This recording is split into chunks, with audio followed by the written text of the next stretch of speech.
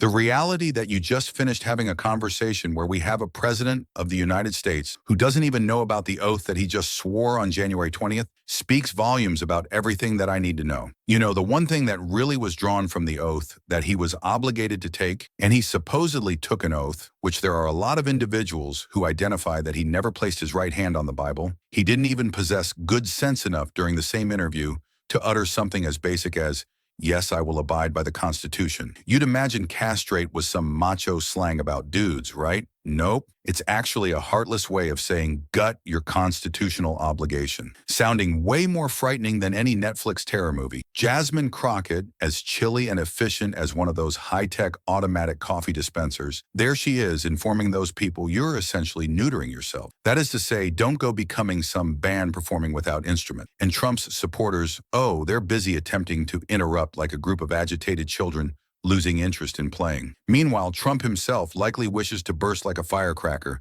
because the truth lands his sloppy strategy squarely in the stomach. Bottom line, if you don't wish to get castrated, then do your damn job. Don't make Congress a circus where Uncle Trump yells louder than everyone else's phone alarms. That's what's going on right now. I'm sick of the white tears. Listen, if you are capable, you are not worried. When I go into Congress every day, you know why I don't feel gone and why you can't make me question who I am. Actually isn't partisan. I know that it looks very partisan, but at the end of the day, we know that the cuts that the Republicans are proposing, that these cuts are not only going to impact Democrats and independents, but Republicans as well. There is no comparison, and that is the life that we have always lived. So the only individuals who are crying are the white boys who are mediocre and got beaten out by individuals who have had to work so hard historically. Crockett delivers the knockout blow when she calls out those white tears men. You know, the ones who constantly whine and complain but never ever do anything but demand all the benefit. Her weapon of choice against Trump. Not yelling,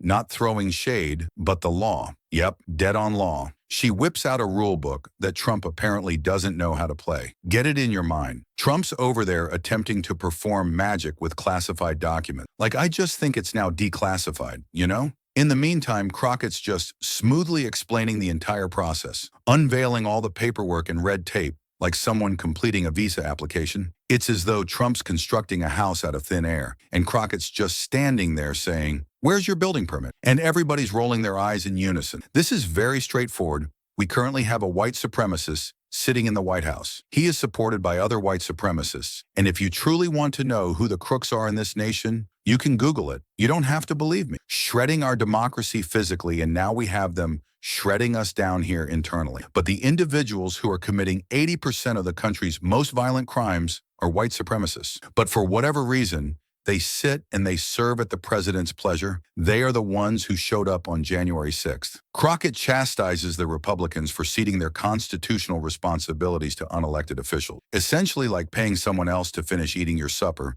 instead of boasting about how healthy your dinner is. She completely bursts the phony bubble of economic greatness the GOP takes such pride in boasting about. When Trump's team realizes their dirty little secrets are being revealed, they fall back to scream and disrupt mode like a rock band running out of songs, just making noise to waste time. You can witness the same old playbook, screaming, redirecting, name-calling, dancing around every circus stunt so that no one gets a straight answer. But Crockett, she's like a yoga judge. Regardless of how wild the dancers become, she remains centered, breathing steady, and drops those legal moves with flawless precision. When the president leaves on the weekends to go down to Florida, does he ever speak with any retired Americans who are anxious over these crazy fluctuations in the stock market due to the tariff volatility, and they're just sitting around on fixed income or surviving on a 401k and don't even know how much money's going to be there? Well, of course they are serious concerns, and the president is serious about those concerns,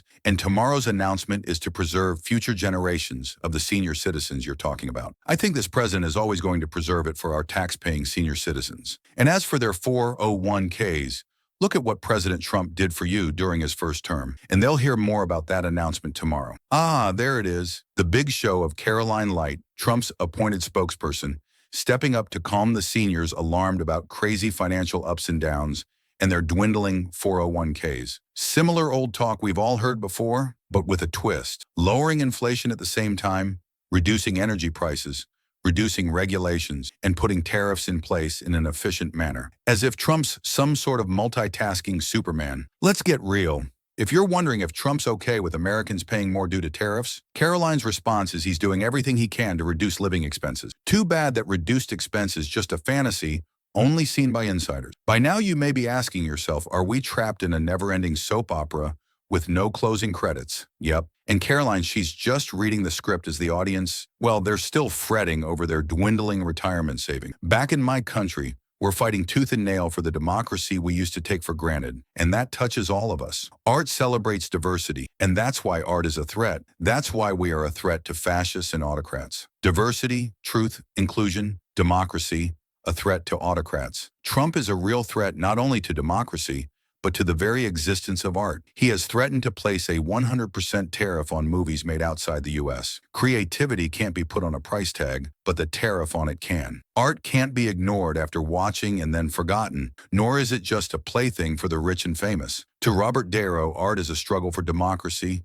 a lifeline instrument, an illuminating fire burning in the shadows. Art celebrates diversity, truth, and it's what makes dictators and fascists crazy. Why? Because art has the courage to challenge, to speak the truth they once suppressed. Art unites all classes, all races, all religions in a symphony of freedom and human rights. But do you know who is attempting to extinguish that spark? A self-proclaimed king of everything president is engaging in a shut down the movie houses game by slashing art budgets and imposing a 100% tariff on foreign movies, as if saying, if you want to play, pay up. Oregon, don't play at all. This not only harms America, but radiates globally, a creative freedom and democracy nightmare. And that is why Darrow urges everyone to act, not through violence, but with passion and resolve to defend art as you would your own liberty. I'm going to say something. Trump, it's no longer down with Trump, it's Trump. At 81 and still going strong, actor Robert Darrow has become an avowed American icon. Few actors have that same respect. Darrow is also someone who does not like Donald Trump, which where I am from is just good taste. He's a punk, he's a dog, he's a pig, he's a con, a artist, a mutt that does not know what he is talking about. He's an idiot. Colin Powell put it best.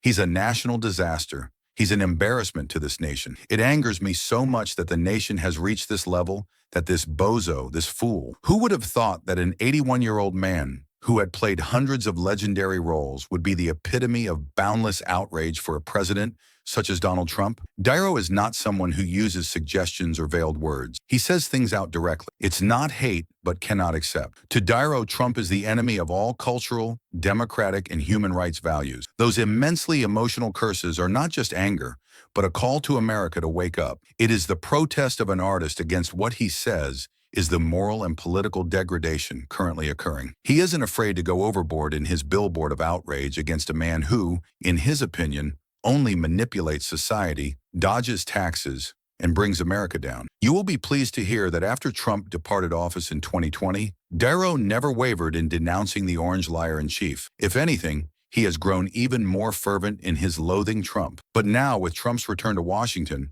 and the news that Trump intends to rip up Hollywood films produced abroad, Darrow is not sitting idly by. America's Philistine president has appointed himself head of one of our finest cultural institutions. He has reduced funding and support for the arts, humanities, and education. All these assaults are abhorrent, and this is not just an American issue. It's a worldwide issue. If you believe that Trump is just a regular politician, you are terribly mistaken. He is the arch nemesis of American culture and art. What Darrow refers to as a Philistine, an individual who is only concerned with money and power. Trump has no qualms in slashing arts funding, slapping a 100% tariff on imported films, and flexing his muscle to strangle creative freedom. This is nothing short of taxing ideas, and to him, art is merely a commodity to tax and manipulate. Darrow warns this is not only an American problem, but a world problem. When American culture erodes and freedom is stifled, the entire world loses the inspiration and creativity it once respected. And we need to do something now in a nonviolent way, but with a great deal of passion and determination. It's time for all who love liberty